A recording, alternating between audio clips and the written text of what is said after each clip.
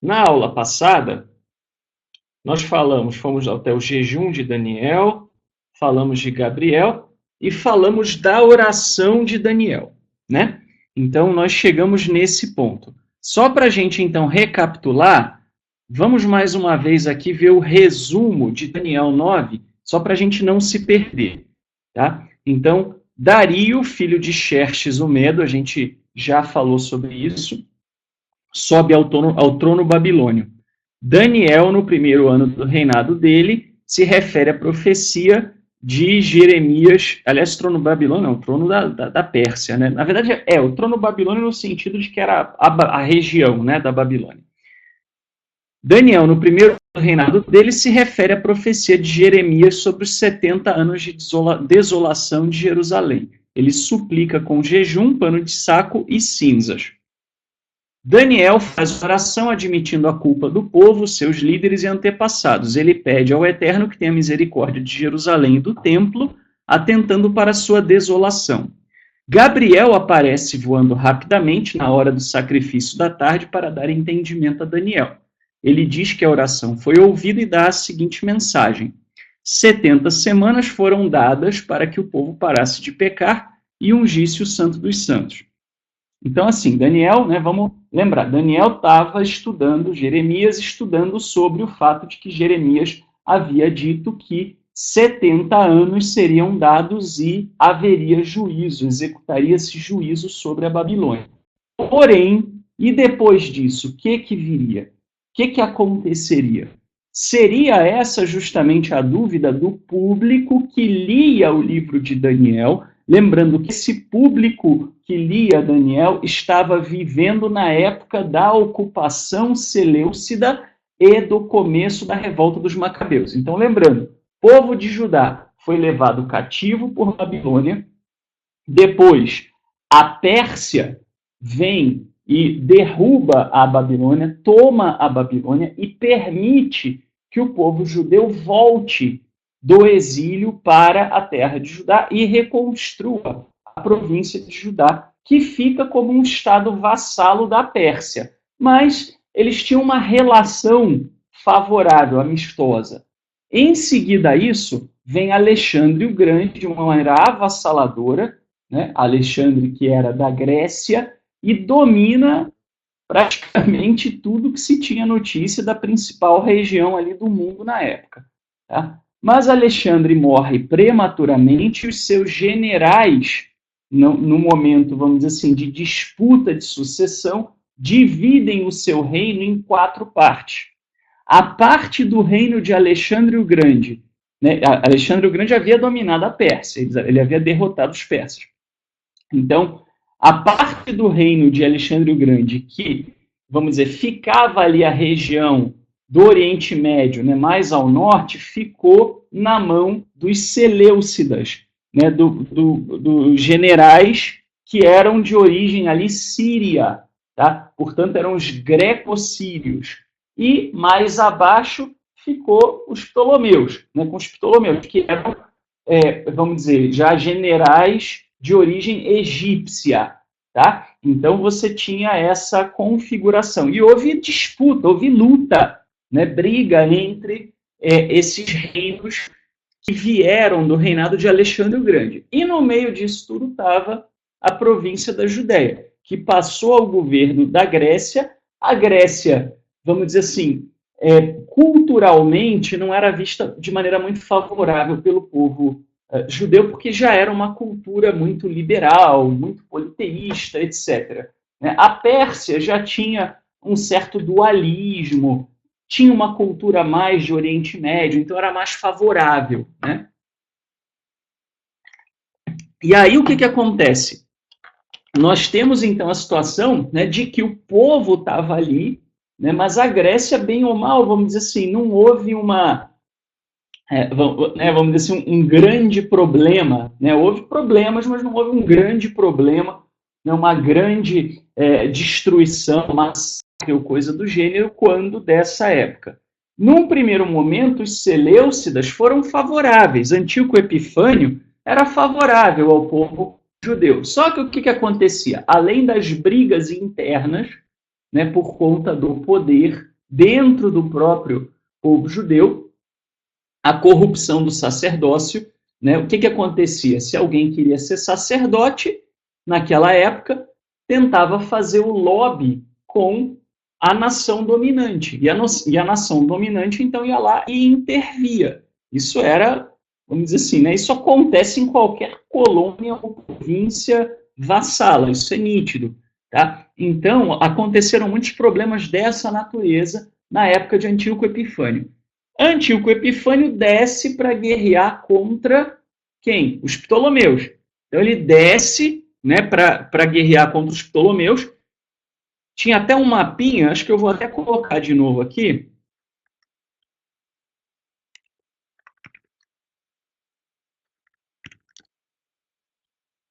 Para vocês entenderem melhor.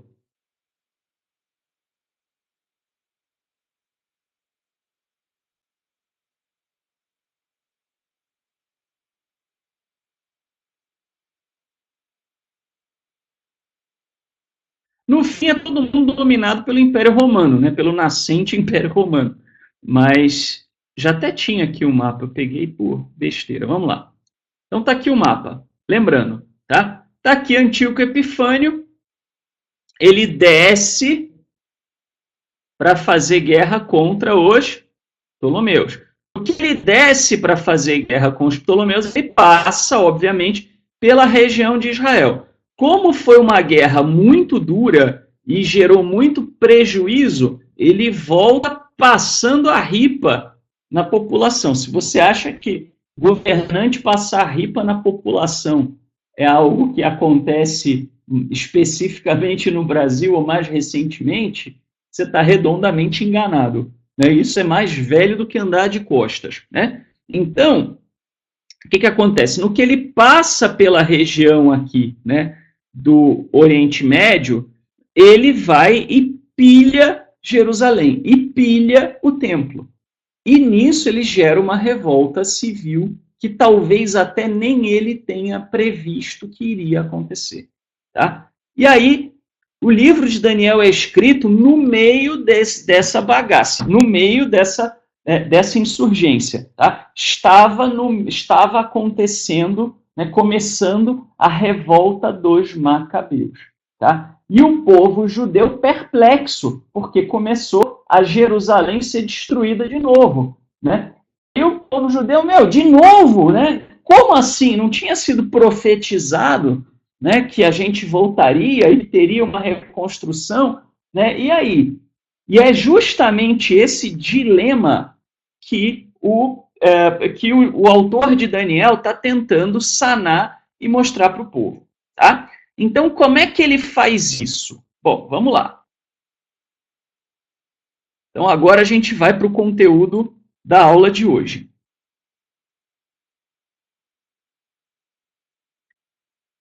A gente viu a questão da oração, né? Falamos na aula passada, etc. Tá? 70 semanas de Daniel. Quem acha o assunto difícil? Diga eu aqui, vamos ver. 70 semanas de Daniel. Quem acha o assunto difícil?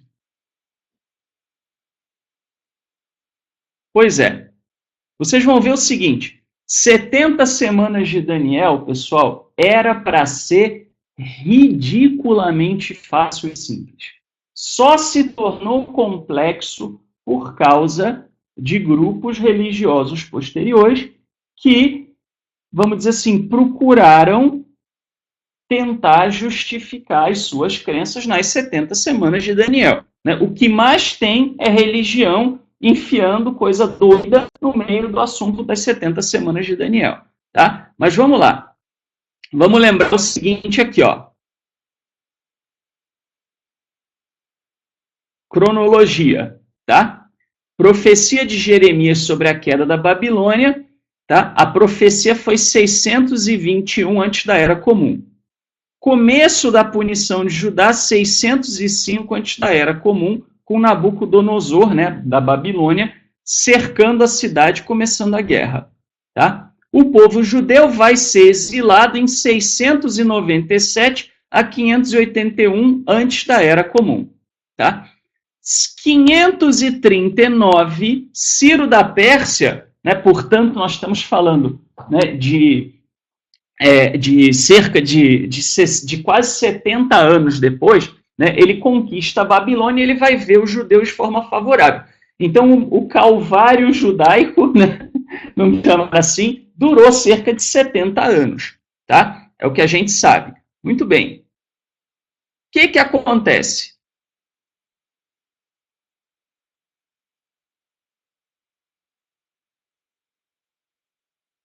Vou pegar aqui mais para trás.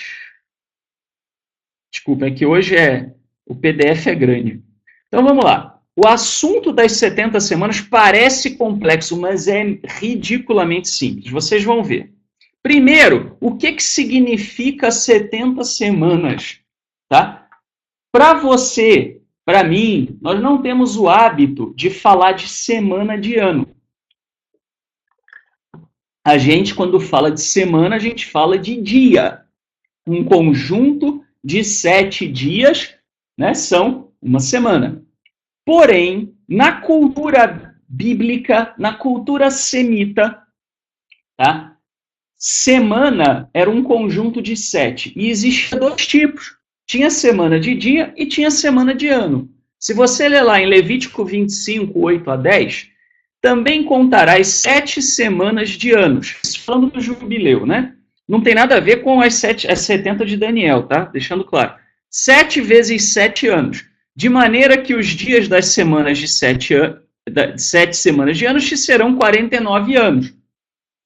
Então, no mês 7º ao 10 do mês, farás passar a trombeta do jubileu. No dia da expiação, farás passar a trombeta por toda a terra, etc, etc, etc. Tá? Ou seja, pessoal, você tem na cultura semita períodos de 7 anos. Tá? O sábado da terra, ele era contado assim. Como é que era o sábado do trabalho humano? Você trabalhava 6 dias, folgava no 7º, certo? Muito bem. Como é que era o sábado da terra? Você plantava 6 anos e você deixava a terra descansar no 7º ano. Tá? Então, existe na cultura semita o conceito de uma semana de anos. Quando se fala em uma semana de anos, estamos falando de 7 anos. Obrigatoriamente. Ok? Ficou claro? Sim ou não? Muito bem. Então, a primeira coisa para entender é o seguinte, tá? Para o israelita que estivesse lendo isso, né? Na verdade, o judeu já era, né? Ali já eram conhecidos como povo judeu, né? Porque tinha ficado só Judá, né?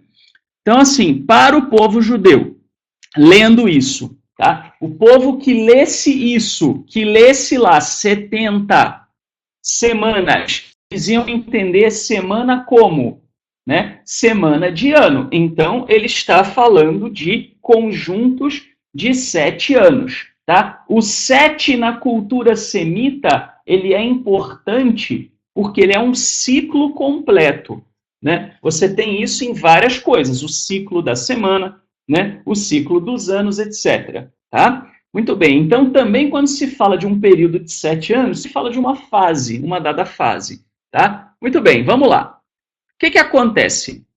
De onde é que o autor de Daniel extraiu a ideia, tá, de 70 semanas em Jeremias? O que acontece? Jeremias 25, 11. E toda esta terra virá a ser um deserto e um espanto, e estas nações servirão ao rei da Babilônia 70 anos. Isso é o que diz Jeremias 25, 11. Tá?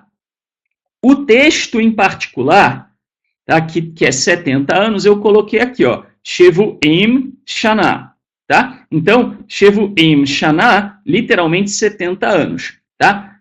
Só que tem um detalhe, o hebraico antigo, para quem não conhece o hebraico, esse monte de pontinho em cima e embaixo, tá? Esses tracinhos em cima e embaixo das letras, são vogais, tá? E outros sinais também, mas essencialmente, vamos dizer assim, eles são usados para quê? Para você saber a pronúncia correta da palavra. tá? Porque os idiomas do Oriente Médio Antigo, né, de um modo geral, eram escritos, a maioria, não todos, mas a maioria, eram escritos sem vogal, era escrito só a consoante.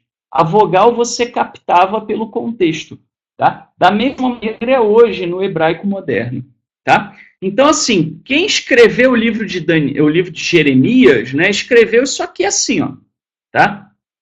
O leitor que fosse ler, né, conseguiria entender, né? Entenderia, Shiv'im Shana, tá? Só que, se você for escrever Shevu'im Shana, que seriam semanas de anos, você escreveria igual, tá? Então, de Shiv'im, que é 70 anos, para Shevu'im Shana, tá? Que seria semanas de anos, a escrita seria semelhante, tá? Da mesma maneira que se escreve 70, se escreve semanas, tá? Ok? Por quê? Né? Porque os dois vêm da palavra 7, tá? Então, assim, a gente não consegue saber, pelo hebraico sem vogal, a gente não consegue saber, né, se isso aqui é 70 anos ou semanas de anos, tá? Pode ser lido das duas formas. No contexto de Jeremias 25:11, não faria sentido semanas de anos aqui, né? Estas nações servirão ao rei da Babilônia semanas de anos. Semanas quantas? Tá? Então, pelo contexto, a gente sabe que são 70, tá? Mas o que ele fez? Tá? O autor de Daniel, ele não estava interpretando Jeremias, literalmente, fazendo uma exegese, tá? Ele deu uma, vamos dizer assim, né? Ele tentou extrair um conceito a partir daqui, tá? Ele combinou Shiv'im, que seria 70, com Shevu'im, que seria semanas, tá? Ele combinou as duas leituras dessa palavra aqui e chegou em 70 semanas, tá? Todos entenderam como é que ele chegou em 70 semanas? Porque se você lê Jeremias, não está falando de 70 semanas. Então, de onde Daniel tirou 70 semanas? Disso aqui. Ele pegou essa palavra e desdobrou em dois. Todos entenderam? Sim? Tá? Então, é daí que vem as 70 semanas. Tá? E aí, a Jewish Study Bible, ela explica, ela fala, essa interpretação é baseada na leitura de uma única palavra de Jeremias 25, 11, 12, de duas formas, tá? Que seria Shavu'im, né? Que seria semanas, é que aqui Shevu'im Shana, né, também, Shavu'im não muda muita coisa. Isso não vou perder tempo explicando essa regra gramatical. Mas Shiv'im, que é 70, tal estudo textual, de perto e revocalização dos textos para fins interpretativos, caracterizaria a interpretação rabínica posterior. Tá? Aqui já estava começando o povo a viajar na maionese com os textos bíblicos. Né? Mas Daniel faz um trocadilho. Né? Lembrando, Daniel não era um livro histórico, não era um livro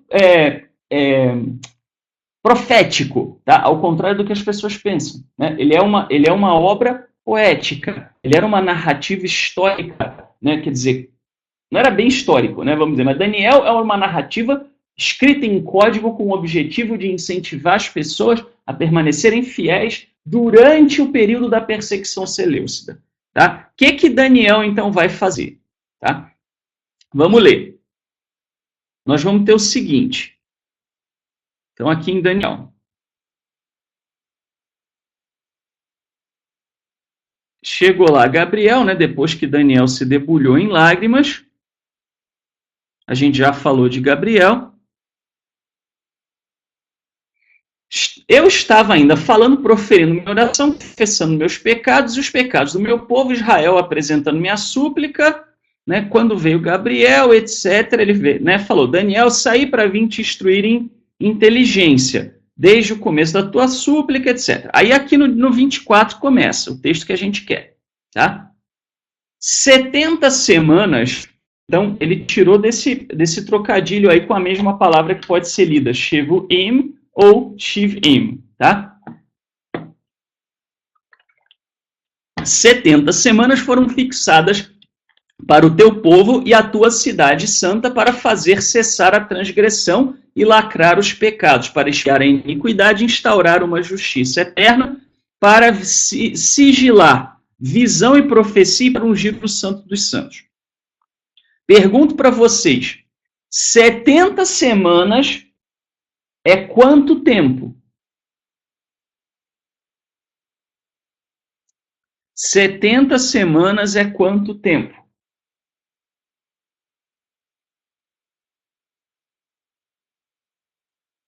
490 anos. Muito bem. Daniel, ele começa falando do quê? Ele começa a falar, né, do 70 anos para o povo. Tá? O povo, ele começa a sofrer, o povo judeu começa a sofrer em 605. Tá? Em 605, aí você tem Gabriel dizendo que foram determinadas o quê? 70 semanas, certo? A partir do momento qual? Vamos ler.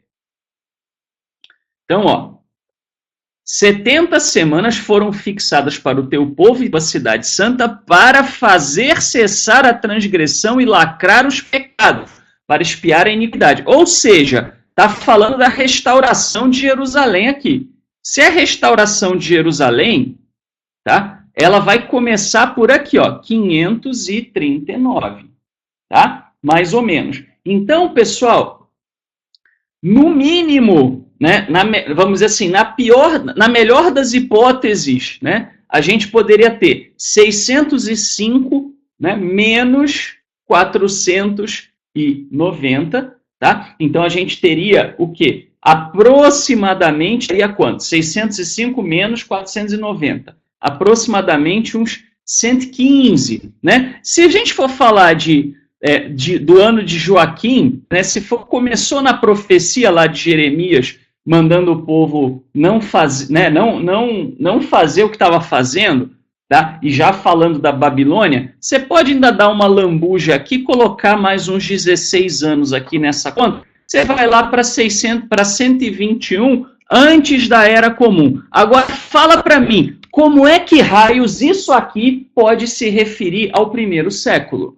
Vamos pegar agora aqui, então, tá? E falar de Ciro da Pérsia. Vamos pensar em 539, tá? Ciro da Pérsia conquista a Babilônia. Ah, muito bem. Então, vamos lá. 539 menos o quê? 490 anos. Se você tiver, então, 539 menos 490 anos, você ainda assim vai chegar o quê? Você vai chegar a menos o quê? Menos 51 antes da Era Comum.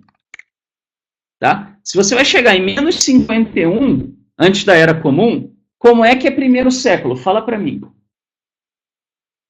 Não tem como. Ah, vamos para Dario. Não vai chegar lá. Tá certo? Então vamos lá. Vamos entender o que isso significa.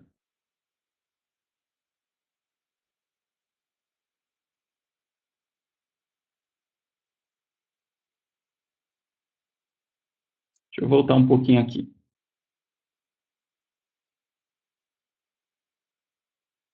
Ele vai falar o quê?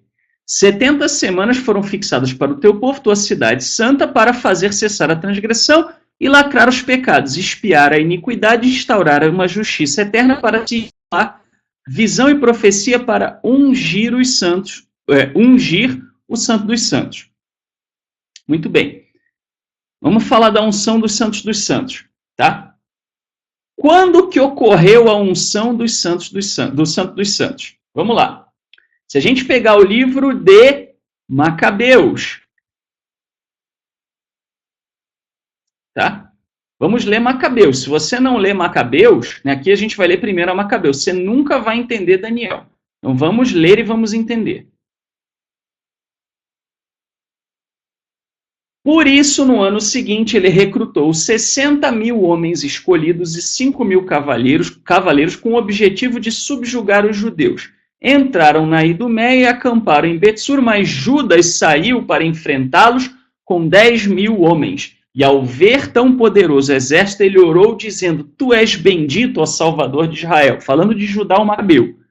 Tu que esmagaste o ímpeto de um gigante pela mão do teu servo Davi. Ah, não, perdão, aqui está falando do Eterno, né? E entregaste o acampamento dos filisteus nas mãos de Jonatas, filho de Saul, e do escudeiro. Da mesma forma entrega este exército nas mãos de Israel, o teu povo, que se cubram de ignomínia com sua força e sua cavalaria. Infunde-lhes o medo e derrota-lhes a presunção da sua força, para que sejam levados de roldão na sua derrota. Falando do quê? Falando dos macabeus se levantando contra os seleucidas. Abate-os sob a espada dos que te amam, para que te exaltem com hinos todos os que conhecem o teu nome. Arremessaram-se então uns contra os outros, caindo cerca de 5.000 homens do exército de Lísias, prostrados no corpo a corpo. Vendo a derrocada de suas tropas e a intrepidez que se manifestava nos soldados de Judas, dispostos a viver ou morrer corajosamente, Lísias retomou o caminho de Antioquia, onde se pôs a recrutar mercenários estrangeiros, pretendendo voltar à Judéia com forças ainda maiores. General, então, de Antíoco Epifânio IV, o que ele faz? Ele sofre uma derrota militar, tá? Nas mãos dos macabeus, na revolta dos macabeus. Volta, ele sobe, né, ali para Antioquia para buscar reforços, descer de novo. Nesse momento, então, que foi a primeira vitória dos macabeus, tá? Judas e seus irmãos disseram: nossos inimigos estão destroçados. Subamos agora para purificarmos o lugar santo e celebrarmos a sua dedicação. Todo o exército se reuniu e subiram ao Monte Sião. Contemplaram o santuário desolado, o altar profanado, as portas incendiadas, os arbustos crescendo nos átrios, como se num bosque ou sobre uma das montanhas, e os aposentos destruídos. Eles acharam, então, o templo desolado. E, rasgando as vestes, fizeram grande lamentação. Cobriram-se de cinzas, caíram com a face por terra, e, tocando trombetas para dar os sinais, elevaram clamores ao céu. Entremente, Judas, né, Judá, o Macabeu, ordenou a alguns homens que ficassem atacando os que estavam na cidadela, até que ele completasse a purificação do santuário. Então, veja, estava rolando guerra ainda, mas os exércitos dos macabeus conseguiram libertar o Monte do Templo, tá? E aí eles foram fazer o quê? Purificar o santuário. Assim, escolheu sacerdotes sem mácula, observantes da lei, os quais purificaram o lugar santo e removeram para o lugar impuro as pedras da contaminação. Essas pedras, provavelmente, a gente vai ver mais adiante, tem a ver com a abominação desoladora, tá? Foram pedras trazidas para se fazer sacrifício pagão dentro do templo de Jerusalém. Deliberaram também sobre o que deveriam fazer do altar dos holocaustos que havia sido profanado. E ocorreu-lhes a boa inspiração de o demolirem, a fim de que não se tornassem para ele motivo de desonra o fato de os gentios o terem contaminado. Demoliram-no, pois, e puseram as pedras no monte da morada em lugar conveniente, à espera de que viesse algum profeta e se pronunciasse a esse respeito. Então, o que eles fizeram? O altar do templo estava profanado. Eles resolveram demolir e reconstruir, ficaram esperando um profeta vir dizer o que fazer. Tomaram então pedras intactas, segundo a prescrição da lei, e construíram um altar novo sobre o modelo do precedente. Restauraram o lugar santo e o interior da morada e santificaram os átrios. Fabricaram novos utensílios sagrados e levaram para dentro do templo o candelabro, o altar dos perfumes e a mesa. Então, lembrando, os seleucidas tinham pilhado o templo. Muita coisa tinha sido destruída, muita coisa tinha sido levada embora. Puseram ainda os pães sobre a mesa, suspenderam as cortinas e chegaram assim ao termo de todos os trabalhos empreendidos. No ano 25 do 9º mês, chamado Casleu, né, Kisleu ou Kislev no hebraico moderno, do ano 148, eles se levantaram de manhã cedo e ofereceram um sacrifício, segundo as prescrições da lei, sobre o novo altar dos holocaustos que haviam construído, exatamente no mês e no dia em que os gentios o tinham profanado. E foi o altar novamente consagrado com cânticos e ao som de cítaras, harpas e símbolos. O povo inteiro se prostrou com a face por terra e adoraram, elevando louvores ao céu, que os tinha tão bem conduzido até lá. Celebraram a dedicação do altar por 8 dias, oferecendo holocaustos com alegria e imolando também o sacrifício de salvação e de louvor. Tá? Então tá aqui, pessoal, o que Gabriel disse a Daniel que iria acontecer. 70 semanas. Até o quê? Até a unção do Santo dos Santos. Isso aconteceu na revolta dos Macabeus. Vamos continuar. Fica sabendo, pois, e compreende isto. Desde a promulgação do decreto sobre o retorno e a reconstrução de Jerusalém, até um príncipe ungido haverá 7 semanas. Eu morro de pena dos cristãos. Vou dizer por quê. Porque a maioria dos cristãos que eu conheço lê a Bíblia de maneira bem intencionada, mas não conhece o hebraico. A liderança cristã, de um modo geral, conhece pouco a Bíblia hebraica.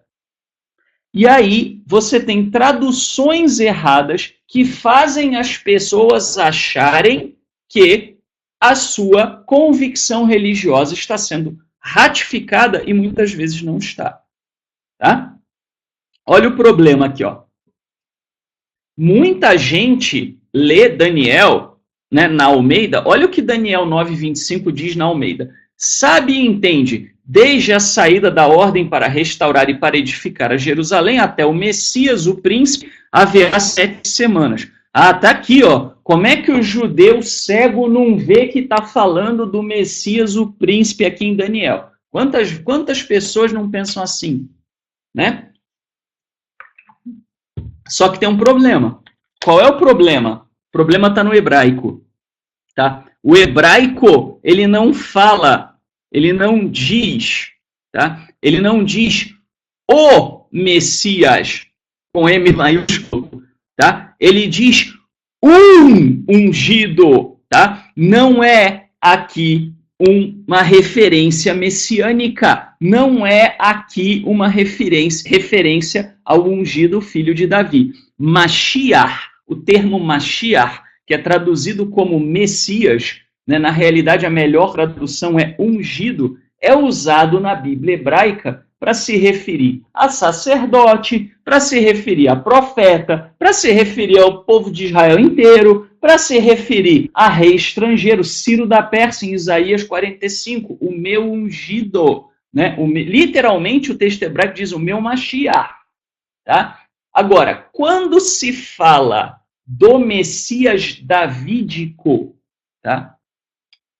Normalmente o Messias davídico, nas profecias, não aparece muito o termo Messias, tá? Mas quando se faz referência nos escritos judaicos ao Messias davídico, é o Messias, é Hamashiach, tá? Tem o Re na frente. O Re, no hebraico, o que ele é? Ele é o artigo definido, tá? Então, para eu dizer que alguém é o Messias, tá?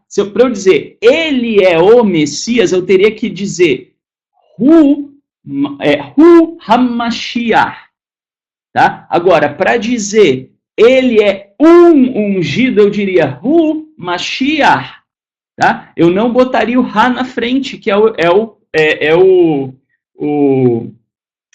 o artigo definido, tá? Então aqui, pessoal, Almeida falsificou de propósito essa referência. E ao fazer isso, enganou milhões de pessoas. De propósito, para forçar a barra em cima da interpretação bíblica. Tá? Então, infelizmente, pessoal, Por isso que eu falo, eu tenho pena, né? Tem gente que tem raiva, não tem que ter raiva, tem que ter pena. As pessoas não sabem, elas estão fazendo o melhor que elas podem. Elas não sabem, tá? Mas aqui é ungido, é Mashiach, sem o artigo definido, tá? Muito bem. E, né, então, quem é esse ungido aqui? E repara, pessoal, até o Messias haveria 7 semanas. Quanto é 7 semanas em ano? Quanto que é? Quanto é 7 semanas?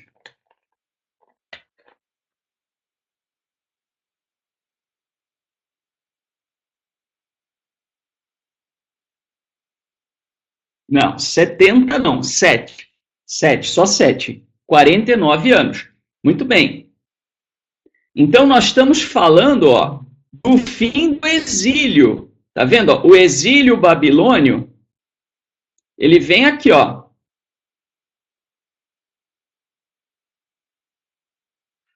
O exílio babilônio, tá? Começa aqui, ó, com 605, com a punição, né? Começo já Nabucodonosor sitiando o reino de Judá, sitiando Jerusalém, tá? 605, tá? O povo judeu vai ser exilado de 597 a 581, tá? Em 539, Ciro da Pérsia conquista a Babilônia. Se você pegar, então, este período aqui e diminuir os 49 anos, você vai dar justamente, ó, olha aqui, ó, 581, vamos dizer que foi quando culminou, acabou de deportar Judá, tá? 581 com 49 anos, quanto que vai dar? Faz a conta, né? Se você subtrai de 81, que aqui você está, antes da Era Comum, você vai diminuindo, né? Depois da Era Comum, você vai aumentando, né? A conta é feita de maneira espelhada, né?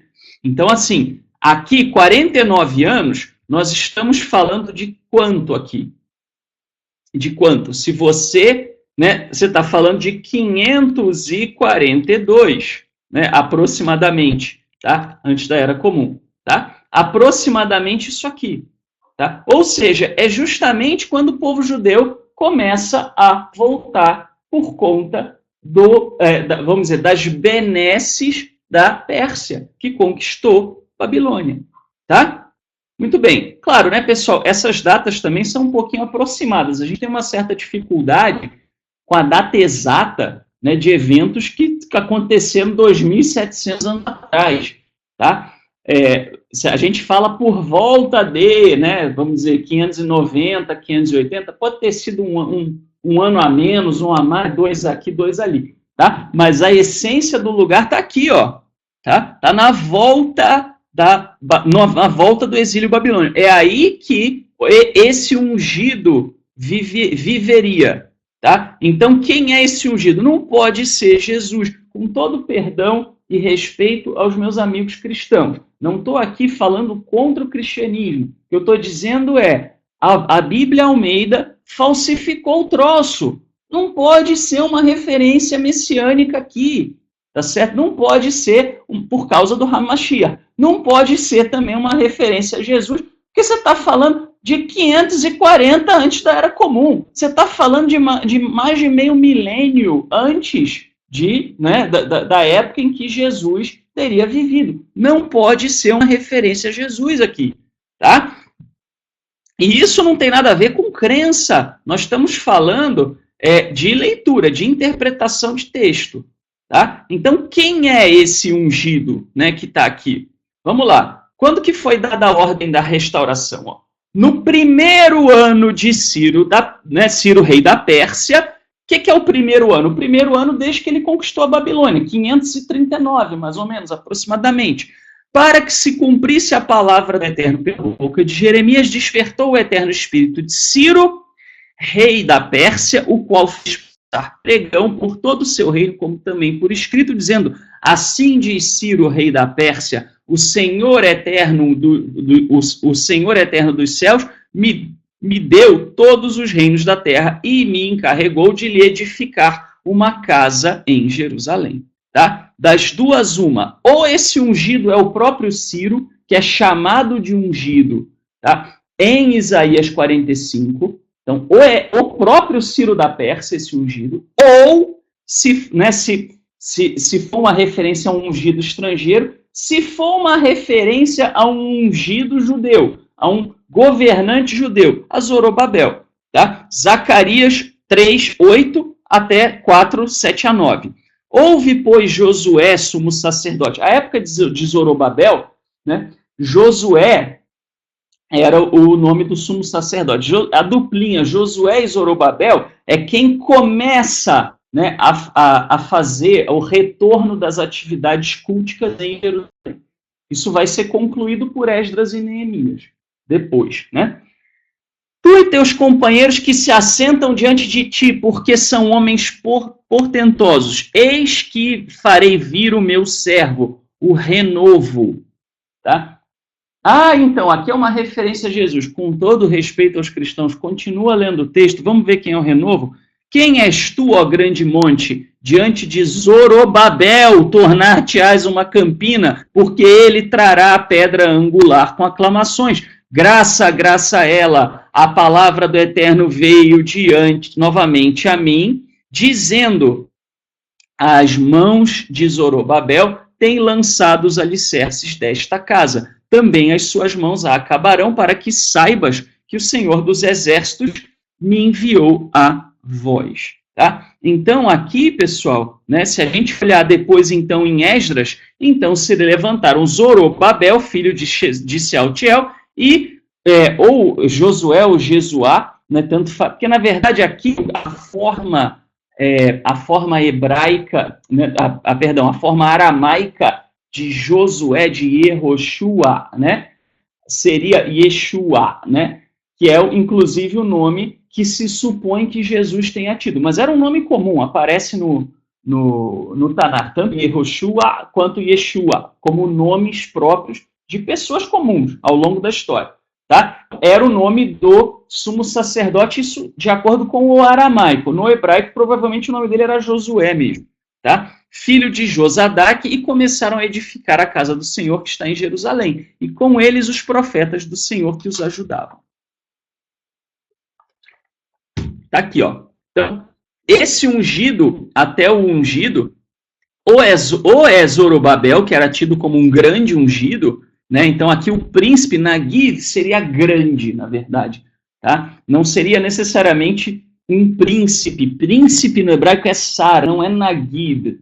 Tá? É Sar. Então, na realidade, aqui nós estamos falando de um grande ungido. Essa seria a melhor tradução. Tá? Salvo engano, a Bíblia de Jerusalém ela traz assim, um grande ungido. Tá? E aí tem uma outra falsificação. A Bíblia Almeida não para de te enganar. Né? Daniel 9, 25. Sabe e entende desde a saída da ordem para restaurar e para edificar a Jerusalém até ao Messias, né? Isso a Bíblia Almeida. Já vimos que ao Messias e com letra maiúscula está errado. O príncipe também não é príncipe no hebraico, está errado. Tá? Haverá 7 semanas e 62 semanas. Então, o que a Bíblia de Jerusalém, a Bíblia Almeida resolveu fazer? Resolveu dizer que Daniel está falando de 69 semanas. Vocês já ouviram essa conta? Né? Que Daniel está trazendo assim, não, vai ter 7 mais 62. Pessoal, isso não faz sentido no hebraico. Da mesma maneira como não faz sentido no português. Tá? Imagina, você chega para uma pessoa e pergunta assim, qual é a sua idade? A pessoa vira para você e fala, a minha idade é 7 mais 62. Você já viu alguém falar assim? Não se fala desse jeito, nem no hebraico. Tá? Então, o texto hebraico, se você olhar, ele tem essa partículazinha aqui que chama-se wal conjuntivo, ou vav conjuntivo no hebraico moderno, que é uma partícula que introduz um novo assunto, introduz uma nova frase. Então, não pode ser continuação dessa, caramba. O que ele fala? Né? Ele fala, o Eshavu im shishim shenayim, né? E em 62 semanas acontecerá uma outra coisa. Então, olha o que a Bíblia de Jerusalém, que é uma tradução muito mais moderna e menos tendenciosa, traz. Fica sabendo... Ah, e detalhe, não é uma tradução judaica, tá? Bíblia de Jerusalém é uma tradução cristã. Muito bem. Fica sabendo, pois, e compreende, desde a promulgação do decreto sobre o retorno e reconstrução de Jerusalém, que a gente viu lá, né, em Ciro da Pérsia fazendo isso por volta de 540 antes da Era Comum, até um príncipe ungido haverá 7 semanas. Ou seja, haverá 49 anos. Ou seja, nós estamos falando, né, aproximar, falando aqui justamente do quê? Da reconstrução, né? Estamos falando aqui de um tempo muito anterior, tá? Durante 62 semanas serão novamente construídas praças e muralhas, embora em tempos calamitosos. As 62 semanas, pessoal, né? Portanto, aí você vai, eu não vou fazer essa conta louca, mas você vai multiplicar, né? Seriam 400 e tantos anos, Jerusalém seria reconstruída, que foi exatamente o que aconteceu. 7 semanas até, né, esse príncipe ungido que viria, né, dar o quê? Né, dar início a essa construção. Depois disso, Jerusalém passaria por um período de reconstrução. Tá? Mas em tempos calamitosos. Isso aconteceu? Aconteceu. Tá? Por que isso aconteceu, pessoal? Isso aconteceu por uma razão muito simples. Né? Na verdade, o autor de Daniel já sabia, ele está falando do passado, ele não está falando do futuro. Né? A gente já viu isso no começo do estudo do livro de Daniel. Mas assim, o que aconteceu? Esse período da reconstrução de Jerusalém, esses próximos 400 e tantos anos, foi briga pra caramba. Primeiro veio o Império Persa, aí depois veio Alexandre o Grande, aí depois vieram os Seleucidas, né? Ainda por fim viriam os romanos, né? Que o autor de Daniel não sabia. Daniel não fala de Roma em lugar nenhum. Qualquer acadêmico vai te dizer isso. Não há menção a Roma no livro de Daniel, tá? Então, Jerusalém seria reconstruída em tempos turbulentos. Muito bem. E aí? Um ungido será cortado, tá? Então, de novo, Mashiach, não Hamashiach, tá? A Bíblia de Jerusalém está correta. Depois das 72 semanas, um ungido, embora eles ponham em maiúsculo, né? Que é uma tradução cristã, eles dão uma forçadinha às vezes, será eliminado, pois ele nada é. E a cidade e o santuário serão destruídos por um príncipe que viria. Seu fim será no cataclismo, até o fim a guerra e as desolações decretadas.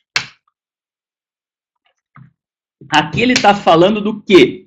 Quem foi esse ungido eliminado, cortado, né? Algumas traduções trazem. Onias III, sumo sacerdote, que era um sumo sacerdote legítimo. Que raios aconteceu naquela época? Tá? Um cidadão infeliz, energúmeno, chamado Menelau, e aí começou uma briga danada, que era esse cara, que era da tribo de Benjamim, resolveu ser o sumo sacerdote.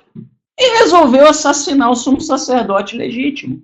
Tá? Ele resolveu... O que aconteceu? Foi uma época que Antíoco Epifânio tinha se ausentado, tá? E aí ele estava no comando esse cidadão aqui, o Andrônico, tá? E esse Menelau, infeliz energúmeno, viu nisso uma oportunidade muito grande.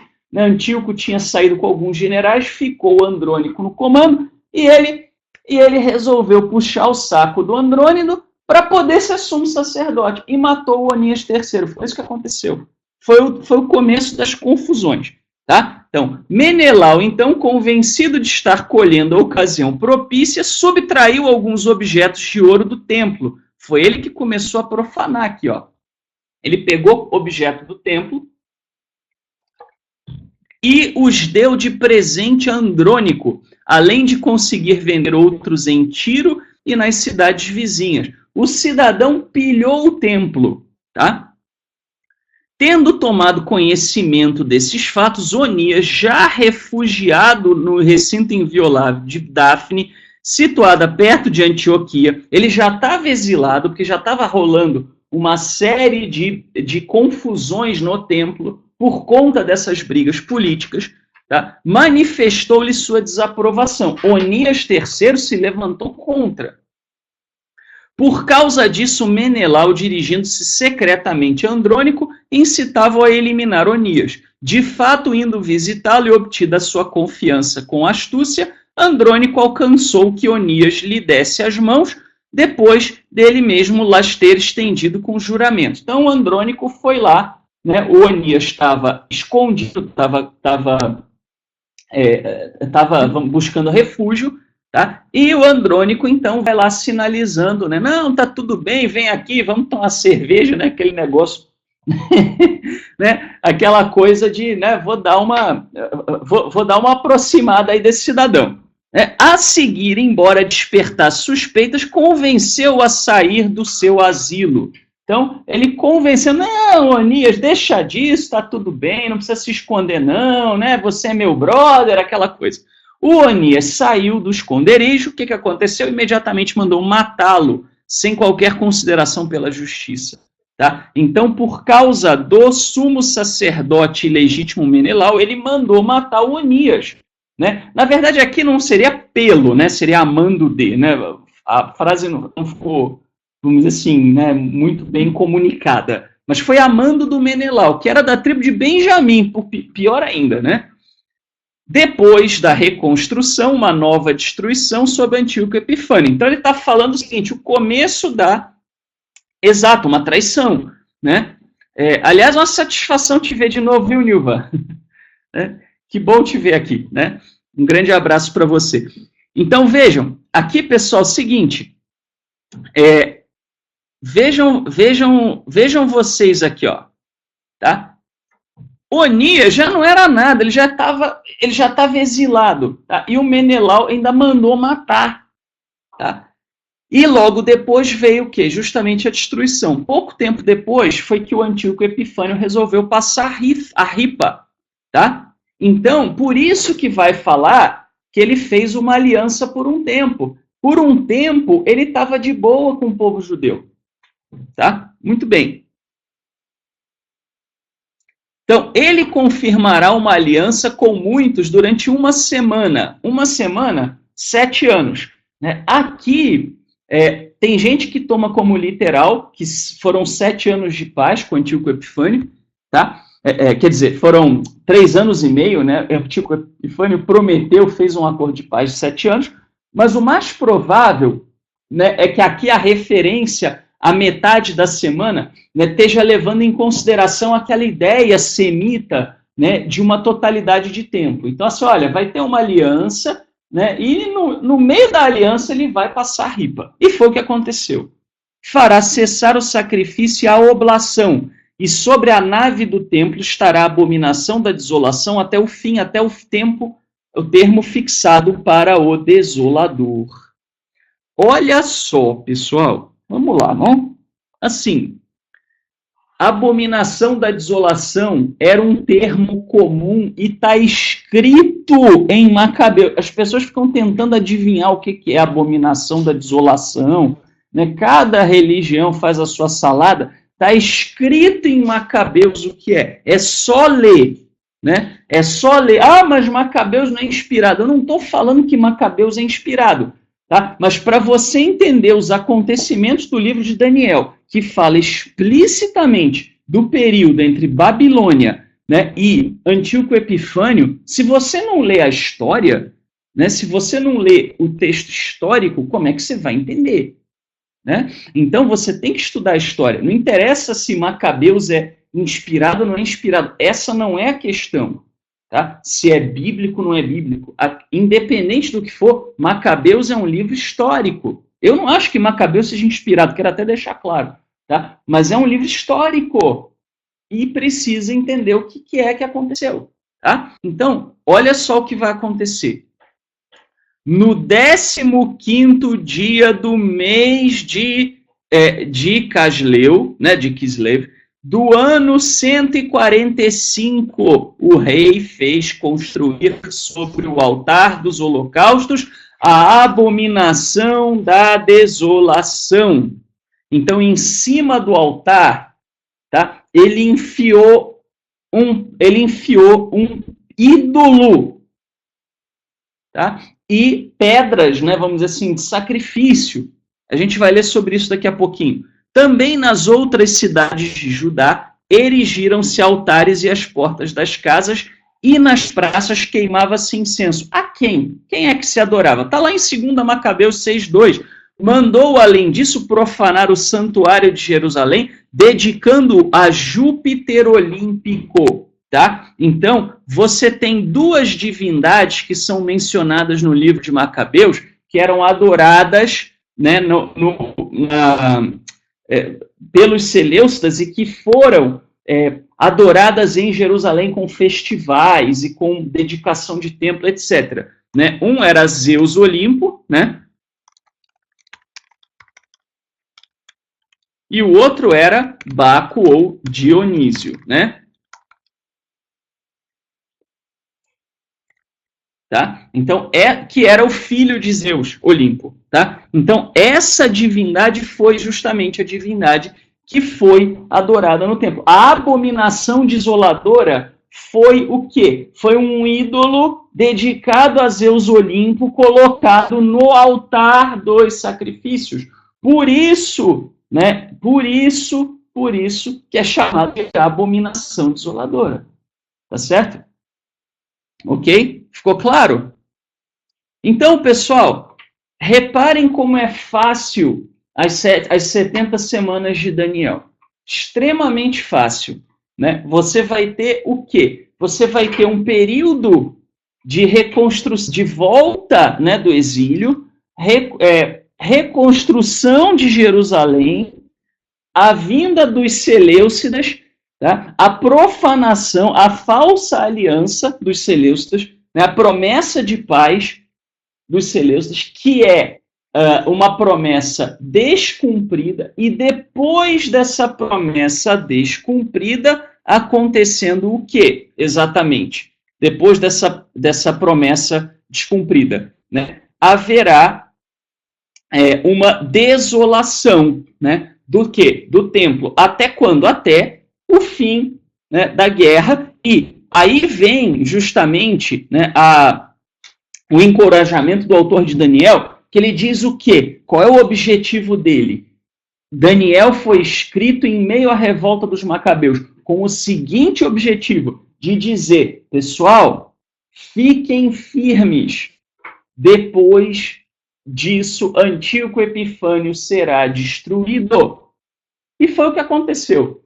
Isso o autor de Daniel não sabia, porque Daniel não foi escrito na época que Antíoco Epifânio já tinha sido derrotado. Mas o autor de Daniel esperava que isso acontecesse. E, de fato, isso aconteceu. Tá? E a gente vai continuar falando do capítulo 10 na próxima aula.